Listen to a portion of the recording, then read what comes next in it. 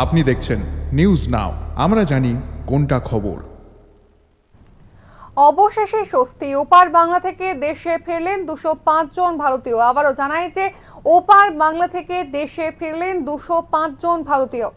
Air ইন্ডিয়ার একটি বিশেষ বিমানে বুধবার সকালে ঢাকা থেকে দিল্লি ফিরেছেন তারা। যাত্রী তালিকায় রয়েছে ছজন শিশু। বিমান সংস্থার এক কর্মকর্তা সংবাদ মাধ্যমকে জানিয়েছেন, মধ্যরাত পেরিয়ে ঢাকায় পৌঁছয় বিমানটি। সেখান থেকে ভারতীয়দের নিয়ে দিল্লি ফেরে সেই বিমানটি। সূত্রের খবর, বুধবার থেকে দিল্লি ঢাকা রুটে ফের বিমান পরিষেবা চালু করেছে এয়ার ইন্ডিয়া। তবে পরিস্থিতি স্বাভাবিক হচ্ছে না এখনই।